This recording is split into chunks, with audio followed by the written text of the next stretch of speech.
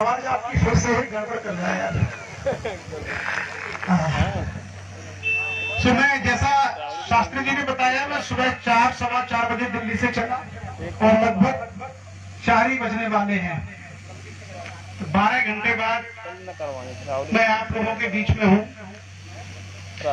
और यहाँ पर बहुत सारे जो बच्चे हैं, बहुत सारी महिलाएं, पुरुष तकरीबन सुबह 10-10:30 बजे से बैठे हैं, कंटिन्यूअस 5-5.5 घंटे से।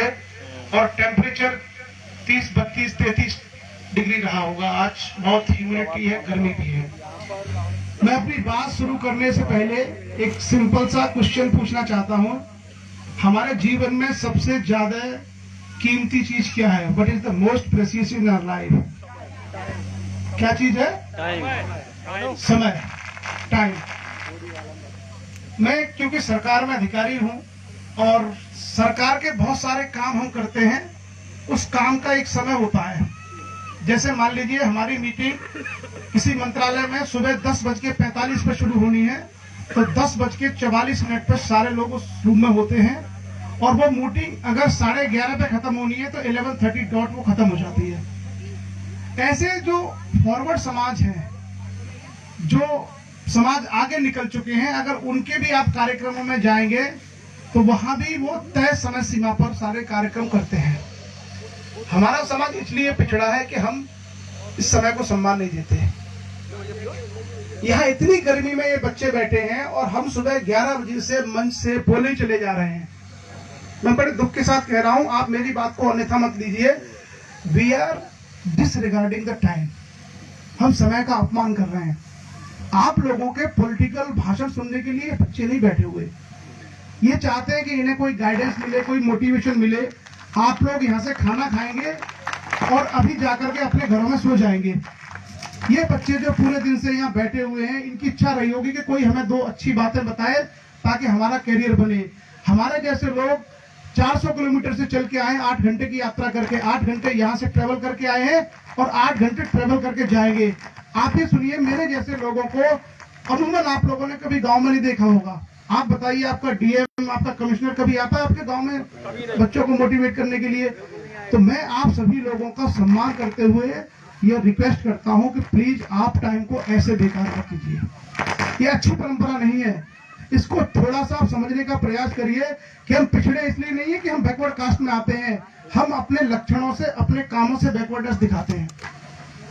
अगर किसी काम को हमने कहा है ये काम हमें 10 से लेकर के 1:30 खत्म करना है, तो प्रयास करिए 2 बजे तक खत्म करिए, ताकि जो बचा हुआ समय है उसको क्वालिटी टाइम में यूज कर सके। आप आईएएस की, आईआईटी की, नीट की जब तैयारी करते हैं तो आपने देखा है कि 2-2 घंटे का जो स्लॉट होता है कि केमिस्ट्री कब पढ़नी है, फिजिक्स कब पढ़नी है, मैथ कब पढ़ना है, या आईएएस में जीएस कब पढ़ना है, सीसेट कब पढ़ना है, उसका टाइम फिक्स है। सारे बच्चे टाइम टेबल बना के पढ़ते हैं और 2 मिनट भी फालतू बेकार नहीं करते। तो मेरा आप सभी लोगों से, मंच पे आप जिन लोगों ने अपना स्पीच दिया है, आयोजकों से भी और संचालक महोदय से भी, सभी लोगों से निवेदन है कि किसी भी कार्यक्रम में आप टाइम को मैनेज करिए। समय को मतलब अनावश्यक रूप से बर्बाद मत करिए। हमारे जो यहाँ के स्थानीय लोग हैं, जो एटा कासम के लोग हैं, ये आपके बीच में ही रहते हैं। जरूरी नहीं है कि ऐसे बच्चों को बिठा करके हम इन लोगों से बुलवा के उनका समय खराब करें। ये आपके लिए बड़ा अच्छा हो सकता है, लेकिन अंततः हम इनके साथ देखो अन्याय कर रहे हैं, ज्यादती कर रहे हैं। और हम यहाँ पर अन्याय करने के लिए नहीं आए हैं। हम इन बच्चों को 6 घंटे गर्मी में बिठा करके क्या मैसेज देना चाहते हैं? इनको पॉलिटिकल प्रॉब्लम से कोई लेना देना नहीं है। ये तो सिर्फ ये जानना चाहते हैं कि हम 10th में, 12th में पढ़ते हैं, भाई हमें क्या करना चाहिए, हमें कैसे पढ़ना चाहिए। तो आप लोग स्पीकर के चयन में भी इस बात का ध्यान रखें कि हम जिस स्पीकर से बुलवा रहे हैं, क्या वो सब्जेक्ट मैटर के बारे में नॉलेज रखता है। जरूरी नहीं है कि हर सामाजिक व्यक्ति को बुलवा करके वही बातें हम बार बार कहें। समाज में अगर हम ये कहेंगे साहब बहुत कमियां हैं, बहुत सारी समस्याएं, इसका समाधान होना चाहिए, ये बातें पिछले 40 साल से मैं सुन रहा हूँ, और जिनकी उम्र 60 साल है, 70 साल है, वो तब से सुनने होंगे।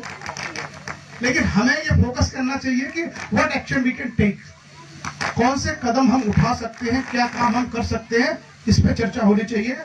सभी लोगों से क्षमा चाहता हूं, मैंने इस तरह की बात कही, लेकिन प्लीज आप लोग आगे से ध्यान रखिएगा।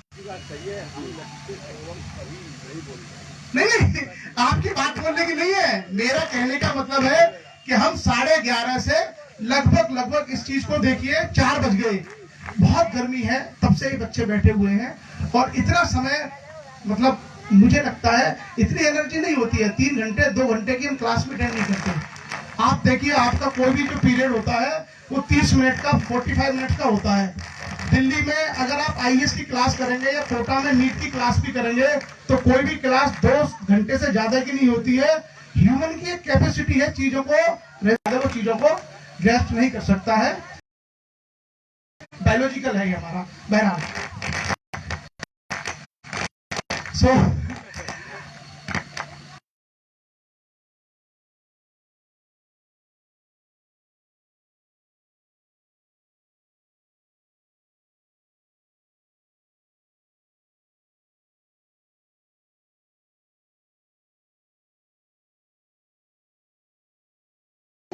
भविष्य में वो नई ऊंचाइयों को छुएंगे। बहुत सारी बच्चियां यहाँ बैठी हुई हैं और मुझे बड़ा अच्छा लगा पहली बार कि इतनी बड़ी संख्या में गर्ल्स स्टूडेंट हमारे बीच में हैं। ये किसी भी समाज की प्रगति का सबसे बड़ा सूचक है कि जब महिलाएं घरों से बाहर आती हैं, जब महिलाएं स्कूल्स में जाती हैं, कॉलेज में जाती हैं, कंपनी में जॉब करती हैं, बैंक में जॉब करती हैं, एसडीएम की पोस्ट पर, डीएम की पोस्ट पर बैठती हैं, विधायक सांसद बनती हैं, तो वो समाज की तरक्की को रेखांकित करता है। तो मुझे सभी आयोजकों की तरफ से और यहाँ पर उपस्थित सभी लोगों की ओर से उन सभी को बहुत बहुत साधुवाद देना है जिन लोगों के माध्यम से इतनी बड़ी संख्या में मातृशक्ति यहाँ पे आई हुई है।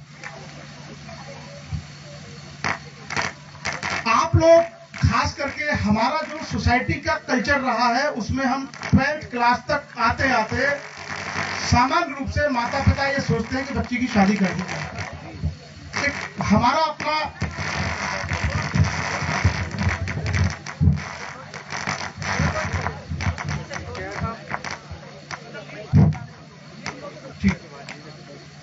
तो एक हमारे समाज में परंपरा रही है कि 12वीं क्लास तक आते आते हम शादी के बारे में सोचते हैं, बच्चियों के बारे में।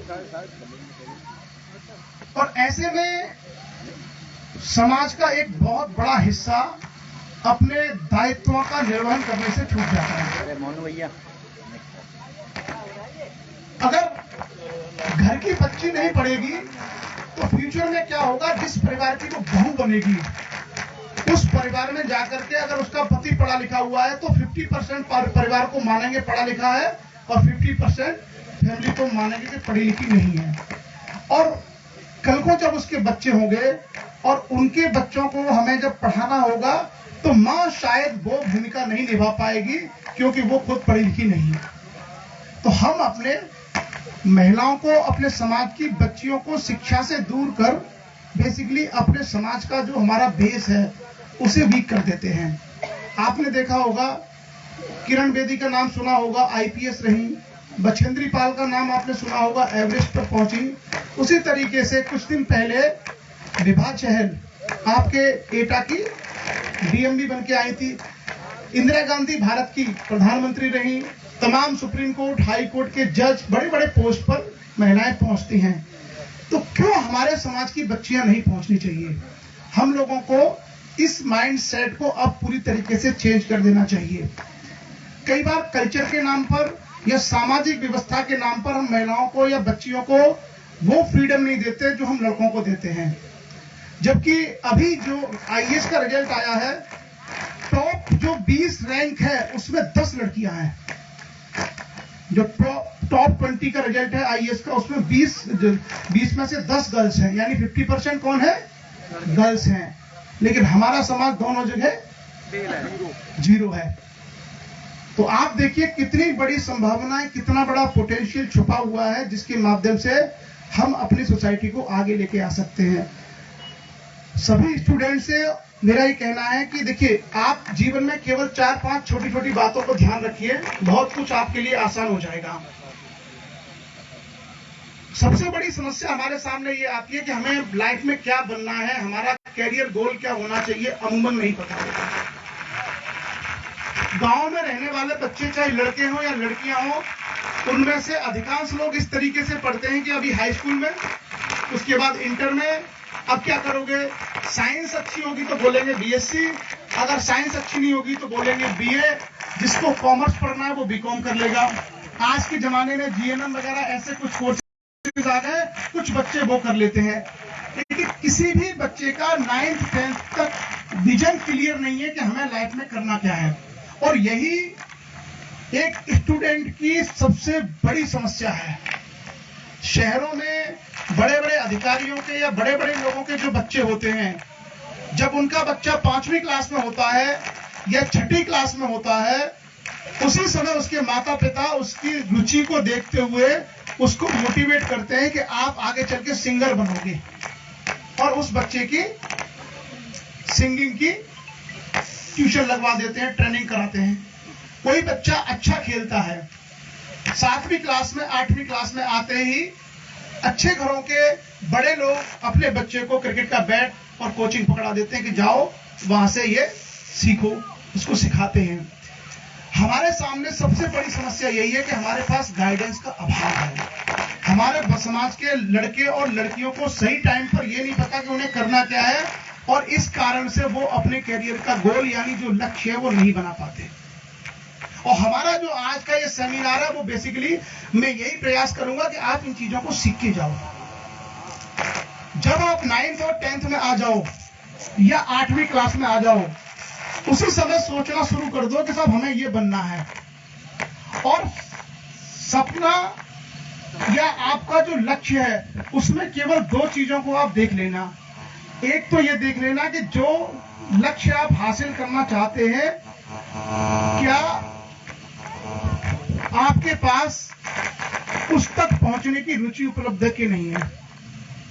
उदाहरण के तौर पर कोई बच्चा, जैसे हमारे पहलवान जी पहलवानी सिखाते हैं, किसी बच्चे के अंदर छोटी उम्र में पहलवानी करने की रुचि है, अगर उसको अच्छा लगता है और वो अखाड़े में पहुंचता है, उछल कूद करता है, तो इसका मतलब है वो उस फील्ड में जा सकता है। उसी तरीके से अगर आपका पेंटिंग में इंटरेस्ट है तो आप आगे चल करके पेंटर बन सकते हैं। आप बहुत अच्छा गाते हैं बचपन से ही, तो आप आगे चल के सिंगर बन सकते हैं। यानी आपकी अगर रुचि आपको उसमें झलकती है 7वीं 8वीं क्लास में, 6ठी क्लास में, तो आपके लिए आसान हो जाएगा उस एरिया में जाकर के अपना कैरियर बनाना। सिंपल सा फंडा है, इसको आप याद रखिए। अब जैसे उदाहरण के तौर पर किसी बच्चे को ये लगता है कि मैं आगे चल करके इंजीनियर बनना चाहता हूं, मुझे इंजीनियर बनना है, लेकिन उसको मैथमेटिक्स में, फिजिक्स में रुचि नहीं है, उसका इंटरेस्ट नहीं है, मैथ उसको आता नहीं है, उसको फिजिक्स पढ़ने में मन नहीं लगता, तो ऐसे में उसके लिए बहुत मुश्किल है कि वो जीवन में आगे चल के कभी आईआईटी जैसे एग्जाम को निकाल पाए। क्यों? क्योंकि उस एग्जाम की रिक्वायरमेंट है फिजिक्स, केमिस्ट्री और मैथमेटिक्स, और उसको इन्हीं में इंटरेस्ट नहीं है। लेकिन इसका मतलब नहीं है कि उसका जीवन बर्बाद हो गया। मतलब वो सोचता है कि मैं इंजीनियर बनूंगा, लेकिन उसकी रुचि मैथ में नहीं है, तो इसका मतलब ये नहीं है कि वो जीवन में कुछ बनेगा नहीं। उसके सामने और भी बहुत सारे विकल्प होंगे। अब उदाहरण के तौर पर उस बच्चे को हिस्ट्री अच्छी लगती है, मान लीजिए, मैथ के बजाय इतिहास पढ़ता है। वो इतिहास पढ़ते पढ़ते अगर उसको किसी ने बता दिया कि आप अगर हिस्ट्री में आगे पढ़ोगे तो इसी इतिहास विषय से आप आगे चल के किसी यूनिवर्सिटी में हिस्ट्री के प्रोफेसर बन सकते हो, आप किसी इंटर कॉलेज में लेक्चरर बन सकते हो। आपने अगर अच्छे से इतिहास को एज ए सब्जेक्ट पढ़ा तो हो सकता है इसी विषय के साथ भविष्य में आप आईएएस और पीसीएस भी बन सकते हो। तो एक चीज आप बहुत ध्यान से समझिएगा, अपना जो इंटरेस्ट है किसी विषय को पढ़ने का, उसको अपनी ताकत बनाइए। ये नहीं है कि हमने आसपास का माहौल देखा, हमारे बगल के गांव में 4 बच्चे बीटेक कर रहे हैं, 4 लड़कियां जीएनएम कर रही हैं, तो हमने बोला हम भी यही करेंगे। नहीं, it's completely based on your interest, पहली चीज जो आपके लक्ष्य में मदद करेगी। दूसरा, आप संसाधन देखिए। कई बार ऐसा होता है, रिसोर्स एक बहुत बड़ी चीज है हमारे लिए। उदाहरण उदाहरण के तौर पर इंग्लिश लैंग्वेज को लेके आप कुछ करना चाहते हैं फ्यूचर में, पर आपके आसपास कोई भी इंग्लिश मीडियम का स्कूल नहीं है अच्छा, कोई भी इंग्लिश का अच्छा गाइड नहीं है, कोई भी इंग्लिश का अच्छा मेंटर आपके पास नहीं है, तो उस सब्जेक्ट में आगे चल करके आपको प्रोग्रेस करना थोड़ा मुश्किल होगा। तब जबकि आपकी फैमिली की बैकग्राउंड अगर फार्मर है, किसान है, खेती बाड़ी से जुड़े हुए हैं, ऐसे लोगों के लिए बहुत मुश्किल होगा। तो हमें वो पोटेंशियल, वो संभावनाएं भी देखनी पड़ेगी कि हमारे पास रिसोर्सेज क्या क्या हैं। अगर मान लीजिए मेरे पिताजी टीचर हैं, तो वो उनकी सैलरी में से 10,000 रुपए महीने ले जाकर के वो काम मैं दिल्ली या लखनऊ या इलाहाबाद या आगरा में जाके कर सकती हूँ। लेकिन अगर मेरे पिताजी किसान हैं, तो ऐसे में मेरे लिए बहुत मुश्किल होगा कि 2,000 रुपए महीने भी मैं उनसे एक्स्ट्रा खर्च कर पाऊं। यानी मेरे पास क्या है, क्राइसिस होगा रिसोर्सेज का। तो दो चीजें आप देखिए, आपका इंटरेस्ट और आपके पास दिए गए रिसोर्सेज। जो संसाधन आपके पास हैं, उन संसाधनों का बेहतर इस्तेमाल करिए। लेकिन कभी आपके मन में यह नहीं होना चाहिए कि साहब हमारे पास संसाधन कम है तो हम बड़े सपने ना देखें, हम बड़े लक्ष्य के बारे में ना सोचें। ऐसा कभी आपके जेहन में